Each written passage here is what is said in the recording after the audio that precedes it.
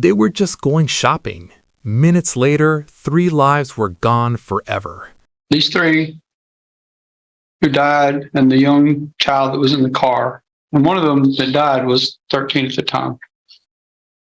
I really don't know how to describe this because they were just going shopping. That's all they were doing that day. They were minding their own business, driving down a public highway, not bothering anybody. And this man not only hit them, but went over the top of their vehicle, taking Mr. Nichols' head off. I got to tell you that I can't imagine what the family's going through, and I apologize to the family for describing this, but I got to tell it what it is because I think you need to know. I can't imagine what the family's going through. I can't imagine what the first responders were going through when they saw it because all I've seen is all the photos, Judge. And to see Mr. Nichols' head laying on top of the 14-year-old who's crumpled in the back seat of that car is an image that I'll never be able to get out of my head. And it's something that I'll carry with me. And I don't even come close to what the family has to deal with. Not only was he driving on the wrong side of the roadway, but was a witness saw him an hour before driving down the wrong side of the road, stopped, get out of his vehicle, and then got back in his vehicle and drove again. This time on the other side of the highway, driving down the wrong side of the road. He mentioned to the officer that he knew he had double vision while he was driving, so he knew he shouldn't have been safely behind the wheel. He was reckless. He was just about doing what he wanted to do, and his intoxication got the better of him. I don't doubt that all these letters that he's given are nice letters, and they say wonderful things about him. But Judge, that doesn't take away the fact that there's a 13-year-old that's not going to grow up and have a chance. I know I can't bring anyone back, but I would like to be able to support him any way I can, possibly, for however long it takes. Let me ask you just a couple of things here. And Mr. Craddock, it's hard to say anything about an accident where it's deemed you're at fault and 3 people are killed. And I've presided over so many of these types of situations, and people take it for granted that those are not much more than 4,000-pound missiles, which do terrible damage to human tissue when they collide. When the officers arrived and spoke to you, your first statement was that you weren't at fault for the wreck, and you believed that the Cadillac swerved into your lane, and you did what you could to minimize the damage. You also denied drinking any alcohol, although your blood alcohol showed that you were intoxicated. He drove drunk on the wrong side and knew he shouldn't even be driving. You stated you did not consume any alcohol prior to driving. Can you explain why those came out of your mouth during that period of time when you had everything to lose by not telling the truth? Why would you falsify those statements at that time?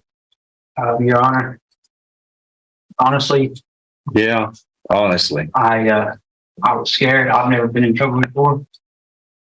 So the first thing you came out was lying? No, sir. At the time, I wasn't really sure. I was shook up from the wreck. Okay. And now I know everything was my fault. I own up to that. But at the time, no, sir, I was not really sure. I don't remember most of that part, to be honest with you.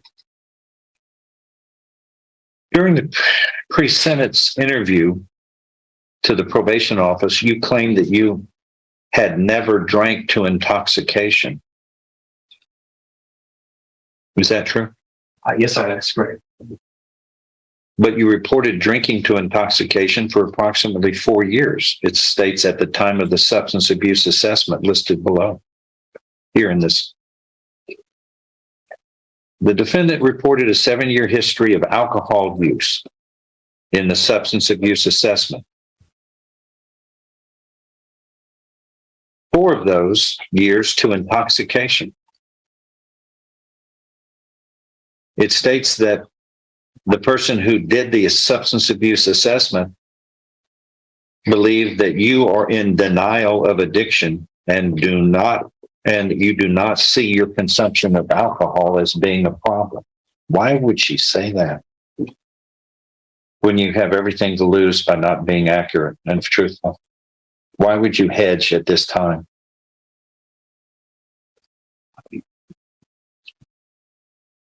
Your Honor, at the time, I must have misunderstood the question. You misunderstood the question? I'm not really sure. At the time of my drinking, no, sir, I don't think that I had a problem. I didn't see that I had a problem. Now, after what I've created, what I've done, because of my drinking, I see that now. It says at the time of the substance abuse assessment, you reported drinking to intoxication, to the state of intoxication for approximately 4 years. That's it right here. During the pre-sentence interview with the probation officer, you said that you had never drank to intoxication. But during the substance abuse assessment in front of Ms. Posey, you stated that you have a 7-year history of alcohol use, with 4 of those years drinking to intoxication.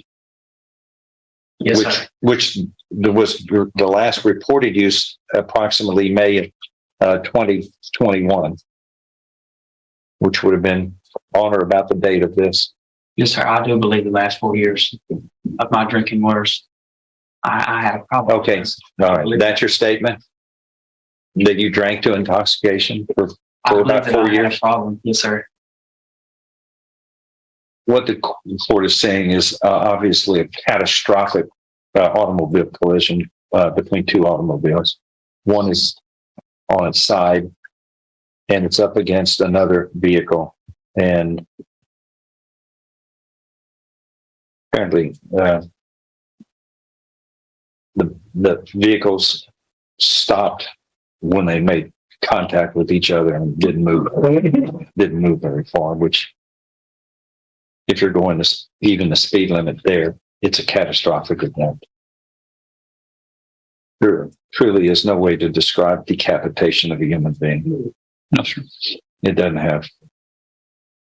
Unfortunately, you cannot bring lives back. And unfortunately, the way the law is based is that when a life is lost because of wrongful acts done, there's really little quid pro quo. There is no equality in administration of a sentence. What ends up happening is that another person becomes punished. And in this type of offense, it really doesn't take an intent. The courtroom fell silent as the truth came out. This wasn't an accident. It was a choice. To harm anybody, to be guilty of the crime and be punished. And it all goes back to, I'm afraid, something that we take too lightly, because we don't even have driver's education as a major rule anymore. Like when I grew up, I had to take driver's ed. But it was, you learn methods of safety that are with you forever. Now it's just a video game. It's like a video game. It's been over 25 years since a day has passed in this state where there hasn't been a fatality on the highway. It becomes kind of a selfish thing because you're high, you're enjoying life, I guess, Meanwhile, everybody you pass is in harm's way, and the way your responses were all wrong at the time. You apparently were incoherent. It wasn't my fault. I'm not drinking. They must have swerved in front of me. All of those were wrong statements because you put yourself in a position to where other people were not as important, which is the price that they pay and the price you have to pay. As a judge, the one thing I wish I could do is somehow have the ability to bring those poor people back. The only thing we can say that has any, we're hereby sentenced to confinement in the institutional division of the Texas Department of Criminal Justice to serve a term of 20 years, which shall run concurrently. It is a terrible price. There is no winning in any of this. Those people want their family back. Your family has lost you for a 20-year sentence. There is no way to fix this except to send a message that actions like this have strong consequences for those who are blameworthy. We've seen what juries do in this court, and they assess the maximum. And B, since I don't have the ability to bring lives back, and I don't have the ability, minute before this happened, to whisper in your ear, pull over. You're making a big mistake. All right. That is the sentence of this court, and you are hereby taken into custody. Now he faces 20 years, but nothing can bring them back. Subscribe for more courtroom moments.